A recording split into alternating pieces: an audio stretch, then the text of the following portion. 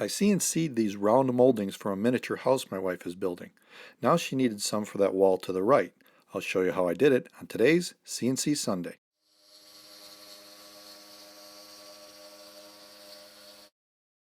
So my wife is very creative and she makes miniature houses. And the latest one she's working on is the house of the Hobbit from the movie Lord of the Rings and the Hobbit.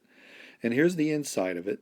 And she's got a lot of it done and all decorated, but she needed me to cut some more circles for it. I cut the windows and the front door, but now she needed them around the walls here, molding around the walls.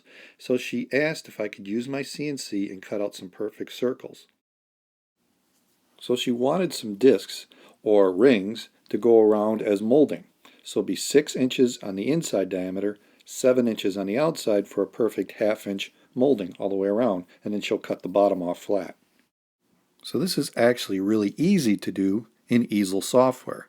All I do is draw 2 circles, and then I made them 3/16 deep because the board is 1/8 inch thick. And then I made the inside one cut on the inside, and I made it 6 inches by 6 inches. And then I made another circle and put that on the outside of it, and made that one cut on the outside at the same depth, so it'll go all the way through the board. And then just made this one 7 inches by 7 inches.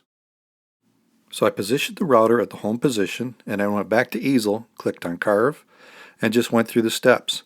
Verified it was clamped down, verified the proper bit diameter, and I actually measured that.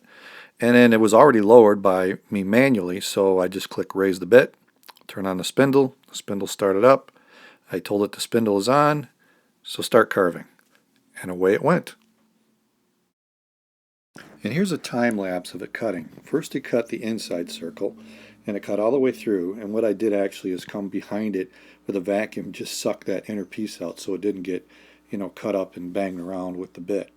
And then it switched and cut the outside, and when that cut through, I pulled out the ring so it wouldn't get messed up by the bit. And pretty much it was done. It came out close to perfect. So I guess this makes me Lord of the Rings. I'll see you next time on Filament Friday.